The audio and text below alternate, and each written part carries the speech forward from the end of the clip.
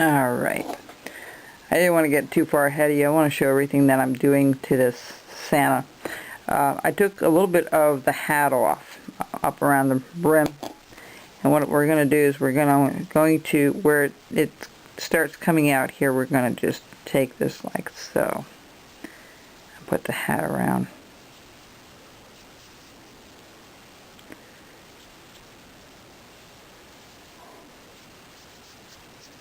It's not going to be 100% perfect, but nothing is. So what I usually do is try to figure out if it's the same on both sides.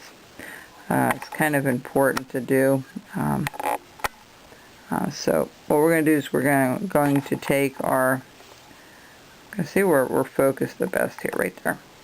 I'm going to just take our knife, we're going to do a stop cut all the way around. And I'm making the brim kind of thicker than my last one. See, the variations are unlimited what you can do.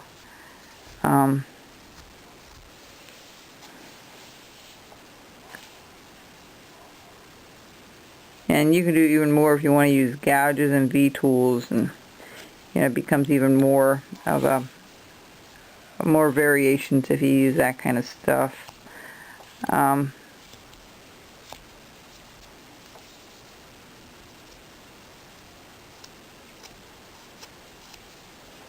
Okay, so I'm going to round off that edge. I'm going to go back a little deeper.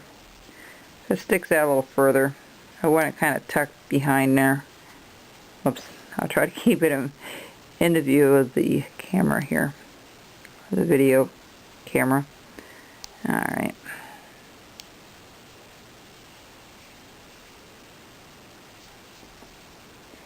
Just going to tuck underneath there a little bit.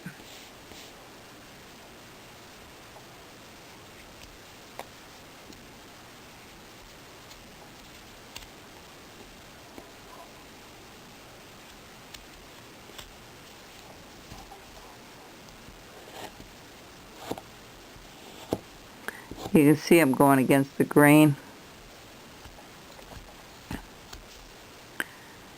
This is a nice little beginner's project. I would say you probably should have a little bit of carving experience, but if you're new, you want a challenge, you want to try it, by all means go ahead and try anything that's out there. It's fine. We all started somewhere and had to learn what our limitations were, and if it doesn't look exactly like this, don't be upset by it, and sometimes people just need to understand that it's a learning process. You won't get everything at one time. You really learn just by repeating it and just doing one Santa after the other. Believe me, my Santas today don't look anything near what it did 5 or 6, 7 years ago. I was talking about on my blog about change, how I don't like change. I like things to stay the same. I think most people do. But when you're carving, sometimes learning something new is a good thing, and changing maybe a procedure or a way you do it isn't always bad. It kind of stretches you to learn something new. And when I look through magazines and carving books, I try to implement something that I can learn there to my style, or maybe a different way of doing it versus what I was doing before. There's never a wrong way of carving. So don't be afraid to try something new. It's kind of the idea between, picking a project and doing something different. All right. So we have our hat, cap one. Okay. We have our face. We have our eyes in. Now, one thing I want to tell you about the eyes, over in the corners here. I want to see if I can really show this to you, because I want you to understand a little bit about this.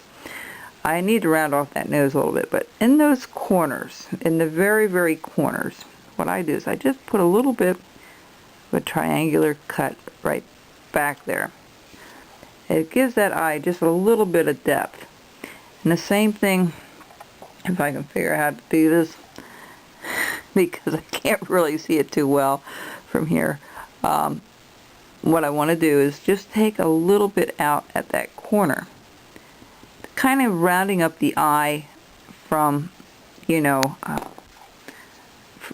rounding this way. Okay, I'm going to do that later. I'm going to do it where I can see it, but just to give you the idea that, you know, if you cut those corners out, you can make those eyeballs a little deeper. They'll look a little bit inset in the head a little bit further. And it's not a bad thing to do. You're just rounding up the eye instead of just having it flat and then rounded just at the top and the bottom. So, you know, you just want to try to make it as round or as oval as you can. Makes a difference. And sometimes just a few cuts makes a difference. But anyhow, so what we're going to do from here is we're going to take care of the rest of this beard. Actually, I need to put the lip down here just like I do on my Santas here. My other Santas, I'm going to just put a little lip there. I'm sorry, I'll try to keep this.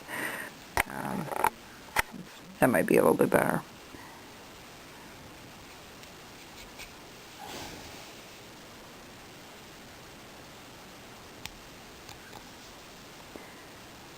And there's all different types of Santas. I'm sure if you've looked through all kinds of books already, if you're kind of getting into this, how many different ways you can do a Santa. It really is amazing. So this is what it looks like, which still looks flat. And this is what it looks like from the front. Okay, we have the tassels. So what I'm going to do with the tassels, I'm just going to put a couple lines up. And I'm going to cut that out, like so, just a little V-cut. Okay, and that can go down underneath that. Alright, and we're just going to take that little V-cut out. You want to be careful not to hit into your other. So he has a little bit of a tassel there, which I kind of like. I just don't like the Roby without a tassel. Some people do it that way, that's fine. If you like to do it that way, I'm not saying it's wrong, you know. And I'm not saying it's wrong, it's just what I prefer. And I like making the tassels. I think it adds a little something to them. I know if you're doing a Father Christmas, they really don't have one. But, you know, you're not limited when you do Santas. It's whatever you feel you should be doing and making.